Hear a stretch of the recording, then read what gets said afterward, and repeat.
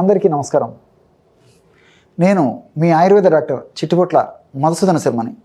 మనం ఈ వీడియోలో మోషన్ ఫ్రీగా అయ్యేందుకు కిస్మిస్ పళ్ళతో లేహ్యం అనేటువంటి చక్కటి ఆసక్తిదాయకమైనటువంటి అంశాన్ని గురించి తెలుసుకోబోతున్నాం. ఈ రోజుల్లో చిన్నపిల్లల నుంచి పెద్దల వరకు 100లో దాదాపు 90% మందికి పైగానే ఈ మోషన్ సమస్య ఉందంటే ఆశ్చర్యం వేస్తుంది. కొంతమంది రోజుకు ఒకసారి మోషన్కి వెళ్తుంటారు, కొంతమంది రోజు 2-3 సార్లు లేదా ఎక్కువ సార్లు కూడా మోషన్కి వెళ్తుంటారు, మరికొంతమంది 2-3 రోజులకు ఒకసారి వెళ్తుంటారు, ఇంకొంతమంది 4 రోజులకు 5 రోజులకు ఒకసారి మోషన్కి వెళ్తూ ఉంటారు. సర్వసాధారణంగా చాలామంది కూడా మోషన్ వెళ్ళినప్పుడు సరే ఒక రోజు అవుతుంది కదా, లేకపోతే మాకు రోజు అవుతుంది కదా, రోజు 2-3 సార్లు అవుతుంది కదా అని చెప్పేసి చాలామంది, అంటే రోజు మోషన్ అయ్యేటువంటి వాళ్ళు కానీ, అంటే రోజు ఒక్కసారి మోషన్ అయ్యేటువంటి వాళ్ళు, రోజు 2-3 సార్లు మోషన్ అయ్యేటువంటి వాళ్ళు సర్వసాధారణంగా అనుకుంటుంటారు. అంతేకాకుండా 2 రోజులకు ఒకసారి మోషన్ వచ్చేటువంటి వాళ్ళు కూడా సరే నాకు మోషన్ 2 రోజులకు ఒకసారి వస్తుంది కదా, నాకు వేరే ప్రాబ్లం ఏం లేదు కదా, నాకు కూడా మోషన్ ప్రాబ్లం ఏం లేదనే పద్ధతిలో వాళ్ళు అనుకుంటుంటారు. కానీ అసలు మీకు మలబద్ధక సమస్య ఉందా లేదా అని చెప్పేసి మీకే మీరు చేసుకునేటువంటి ఒక పరీక్ష, చక్కటి ఒక చిన్న టెస్ట్ చెప్తాను చూడండి.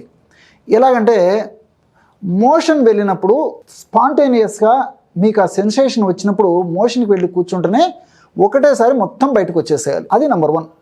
రెండవది, మోషన్లో సర్వసాధారణంగా నేను చెప్పినటువంటి పరిస్థితుల్లో, అంటే ఈ విధంగా చెప్పాను కదా, రకరకాలుగా మోషన్కి వెళ్తుంటారని చెప్పేసి చాలామందిలో మొట్టమొదట మోషన్ గట్టిగా వచ్చేసేసి తర్వాత లూజ్గా రావడం మొదలవుతుంది. దాన్ని 100లో 90% మంది కూడా నాకు మోషన్ ఫ్రీగా అవుతుంది అనుకుంటుంటారు. కానీ అది కూడా మలబద్ధకము లేదా కాన్స్టిపేషన్ అని చెప్పుకోవచ్చు అనమాట. కాబట్టి కూర్చున్న తర్వాత ఒకటే కాన్సిస్టెన్సీ, అంటే మల పదార్థం అంతా ఒకటే పద్ధతిలో రావాలి, కానీ మొదట కొంచెం గట్టిగా వచ్చేసి తర్వాత లూజ్గా రావడం కూడా అది ఆరోగ్యదాయకమైనటువంటి అంశం కాదు. అంతేకాకుండా ఈ మలంలో జిగురు, చీము, బంక, రక్తము ఇలాంటివి ఉండకూడదు, వాసన ఉండకూడదు. అదేవిధంగా మనం మల విసర్జన చేసిన తర్వాత నీళ్లు కొట్టినప్పుడు ఈజీగా ఫ్లష్ అవుట్ అయిపోవాలన్నమాట. అంటే ప్యాన్కి అంటుకోకూడదు అనమాట. అలా అంటుకున్నప్పటికీ మలబద్ధక దోషం ఉన్నట్లే గుర్తు. అంతేకాకుండా విసర్జించినటువంటి మలం కూడా నీళ్ళల్లో తేలేటువంటి స్వభావం కలిగినటువంటి పరిస్థితి ఉండాలన్నమాట. ఇలాంటి పరిస్థితులు చిన్న చిన్నవి మనం గమనించినట్లయితే మరి ఎంతమందికి మలబద్ధక సమస్య లేదు, ఎంతమందికి మలబద్ధక సమస్య ఉందని చెప్పేసి తెలుస్తూ ఉంటుంది అనమాట. కాబట్టి చాలామందిలో ఈ సమస్య ఉంది. కాబట్టి రకరకాలైనటువంటి గ్యాస్ట్రిక్ ట్రబుల్ సమస్యలు, మోకాళ్ళ నొప్పుల సమస్యలు, హార్మోన్ల అస్తవ్యస్తత సమస్యలు, వెయిట్ సమస్య, బీపీ సమస్య, షుగర్ సమస్య, ఇలాంటి అనేక రకాలైనటువంటి సమస్యలు కూడా వస్తూ ఉంటాయి అన్నమాట. చాలామందికి తెలియదు. కాబట్టి మోషన్ ఫ్రీగా అయితే చాలా జబ్బులు చాలా త్వరగా తగ్గుతాయి, అనేక జబ్బులు రాకుండా ఉండేటువంటి పరిస్థితి కూడా ఏర్పడుతూ ఉంటుంది. కాబట్టి కాల విరేచనం ఆరోగ్యకరణం శ్రేష్టం అన్న రీతిలో మన మహర్షులు చెప్పారు. కాబట్టి విరేచనం, కాల విరేచనం కావాలి. అదేవిధంగా కాల విరేచనం అయ్యేటువంటి ఆ పద్ధతి కూడా నేను చెప్పినటువంటి పద్ధతిలో ఉండాలన్నమాట. అప్పుడు ఆరోగ్యంగా మల విసర్జన జరుగుతుంది, ఆ వ్యక్తికి కాన్స్టిపేషన్ సమస్య లేదు, మలబద్ధక సమస్య లేదు అని చెప్పేసి మనం గుర్తుంచుకోవచ్చు. ఇలా కాకపోతే ఏమవుతుందంటే ముఖ్యంగా కొంతమందిలో ఈ యొక్క పైల్స్ వ్యాధి కూడా వచ్చేందుకు అవకాశం ఉంది, ఫిషర్ వచ్చేందుకు అవకాశం ఉంటుంది, ఫిస్టులా, దాన్నే భగంధరము, లూటి అని చెప్పేసి చెప్తుంటారు. ఇలా జబ్బులు వచ్చేటువంటి అవకాశం ఉంటుంది. ఇలా ఒక జబ్బు ఏంటి, అనేక రకాలైన జబ్బులు కూడా ఈ యొక్క సమస్య వల్ల కలిగేటువంటి అవకాశం ఉంటుంది. ఏది ఏమైనప్పటికీ మనకై మనం తయారు చేసుకోదగ్గ సులువైనటువంటి ఔషధయోగాలను గురించి మనం ఆలోచించినట్లయితే అనేక రకాలైనటువంటి ఔషధాలు ప్రకృతి ప్రసాదించినట్లు మనకు తెలుస్తూ ఉంటుందన్నమాట. వాటిల్లో మీకే మీరు తయారు చేసుకోదగ్గ సులువైనటువంటివి, ఈజీగా పనిచేసేదగ్గ, తీసుకున్నటువంటి ఒక్క డోసు నుంచే అద్భుతమైనటువంటి ప్రభావవంతమైనటువంటి ఫలితాన్ని చూపగలిగినటువంటి ఒక ఆహార ఔషధాన్ని ఇప్పుడు మీకు తెలియజేయబోతూ ఉన్నాను. ఔషధాన్ని ఎలా తయారు చేసుకోవాలంటే 10 గ్రాములు కిస్మిస్ పళ్ళు తీసుకోండి. ఎండు ద్రాక్ష తెలుసు కదా, 10 గ్రాములు కిస్మిస్ పళ్ళు. అదేవిధంగా 10 గ్రాములు ఈ యొక్క బాదం పప్పు పొడి తీసుకోవాలి. అట్లే 10 గ్రాములు కలకండ, దీన్ని నవ్వుబోతు, కండ చక్కెర అనేటువంటి పేర్లతో పిలుస్తారు, పటిక బెల్లం అనేటువంటి పేరుతో కూడా పిలుస్తుంటారు. దీన్ని యొక్క చూర్ణాన్ని 10 గ్రాములు తీసుకోండి.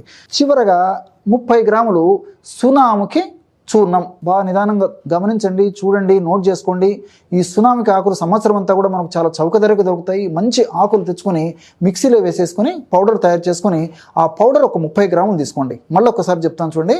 10 గ్రాములు కిస్మిస్, 10 గ్రాములు బాదం పప్పు పొడి, 10 గ్రాములు పటిక బెల్లం పొడి, 30 గ్రాములు సునాముకి పొడి. ఈ 4 పదార్థాలు దగ్గర ఉంచుకున్న తర్వాత మొట్టమొదట కిస్మిస్ పళ్ళను మెత్తగా దంచేసేయాలి. ఆ దంచిన తర్వాత అందులో పటిక బెల్లము, అదేవిధంగా బాదం పప్పు పొడి, అట్లే చివరగా సునాముఖి పొడి కలిపేసి మెత్తగా దంచేసేయండి. అలా వీలు కానటువంటి వాళ్ళు మిక్సీలో వేసేసుకుని కూడా తయారు చేసుకోవచ్చు అనమాట. ఆ విధంగా బాగా దంచేసేసి తయారు చేసుకోవడం వల్ల బ్రహ్మాండమైనటువంటి మోషన్ ఫ్రీగా అయ్యేందుకు లేఖ్యం ఈ విధంగా తయారైపోతుంది అన్నమాట. చూడండి, కిస్మిస్ పళ్ళతో చేసినటువంటి లేఖ్యం, అద్భుతమైనటువంటి లేఖ్యము ఇలాగ తయారైపోతుంది. ఈ విధంగా లేఖ్యాన్ని తయారు చేసుకొని రోజు రాత్రి పడుకునేటప్పుడు ఒక 5 గ్రాములు, తెలుసు కదా చిన్న గచ్చకాయ ప్రమాణం, ఒక 5 గ్రాములు ఈ లేఖ్యాన్ని చప్పరించేసేసి ఒక కప్పు గోరువెచ్చని నీళ్ళు తాగాలి. లేదంటే మామూలు గది ఉష్ణోగ్రత ఉన్నటువంటి నీళ్లు తాగినా సరిపోతుంది అనమాట. రోజు ఒక్కసారి ఇది తీసుకున్నటువంటి తక్షణమే ఇందులో ఉన్నటువంటి ఔషధ గుణాలన్నీ కూడా, అంటే బాదం పప్పులో ఉన్నటువంటి ఔషధ గుణాలు, కిస్మిస్లో ఉన్నటువంటి ఔషధ గుణాలు, పటిక బెల్లంలో ఉన్నటువంటి ఔషధ గుణాలు, అట్లే సునామికిలో ఉన్నటువంటి ఔషధ గుణాలన్నీ కూడా చాలా శీఘ్రంగా వెంటనే సమర్థవంతంగా త్వరగా పనిచేసి మోషన్ ఫ్రీగా అయ్యేందుకు దోహదపడతాయి అన్నమాట. మరి ఇక్కడ మాత్రం షుగర్ వ్యాధిగ్రస్తులు మాత్రం ఈ యొక్క ఔషధం కాకుండా వేరే ఔషధాలు నేను గత కొన్ని వీడియోల్లో చెప్పడం జరిగింది కాబట్టి ఆ యొక్క ఔషధాలు వాడుకుంటే సరిపోతుంది. మిగతా వాళ్ళందరూ కూడా ఈ యొక్క ఔషధాన్ని వాడుకోవచ్చు అనమాట. చిన్న పిల్లలైతే ఇప్పుడు నేను 5 గ్రాముల ఔషధం చెప్పాను కదా పెద్దవాళ్లకు. చిన్న పిల్లలైతే వాళ్ళ యొక్క వయస్సును బట్టి, శరీర తత్వాన్ని బట్టి, సీజన్ను బట్టి, వారి యొక్క బరువును బట్టి 500 మిల్లీగ్రాముల నుంచి మొదలు పెట్టుకుని వాడుకోవచ్చు అనమాట. 1 గ్రాము, 2 గ్రాములు లేదా 3 గ్రాములు ఈ విధంగా వారి యొక్క దేహ స్థితిని బట్టేసి ఆ యొక్క ఔషధ ప్రమాణాన్ని నిర్ణయించుకొని వాడుకుంటే సరిపోతుంది. ఈ విధంగా కొన్నాళ్ల పాటు వాడేసేసి తర్వాత ఈ యొక్క ఔషధం మానేసినప్పటికీ మనకు ఈ ఔషధంలో ఉన్నటువంటి శక్తి, రసాయన తత్వము, రసాయన గుణాలు, రసాయన ఔషధాలు అంటే ఔషధ తత్వాలు ఇవన్నీ కూడా చాలా అద్భుతంగా మన శరీరంలో సదా మనల్ని కాపాడుతూ ఉంటాయి. కాబట్టి మన దేహంలో చాలా కాలం పాటు కూడా వీటి యొక్క ప్రభావం ఉంటుంది. కాబట్టి వీటిని కొన్నాళ్ల పాటు వాడి ఆపేసినప్పటికీ మనం కొన్ని జాగ్రత్తలు తీసుకోవడం వల్ల మనకి ఈ మలబద్ధక సమస్య లేకుండా ఉంటుంది. అలాంటి జాగ్రత్తలు ఏంటంటే సమయానికి ఆహారం తీసుకుంటూ ఉండాలి. అదేవిధంగా ఆహారంలో పీచు పదార్థాలు ఎక్కువగా ఉన్నటువంటి ఆహారాన్ని తీసుకోవాలి. పీచు పదార్థం ఉన్నటువంటి ఆహారం అంటే ఆకుకూరలు, కూరగాయలు, పళ్ళు ఇలాంటివి బాగా తీసుకుంటూ ఉండాలి.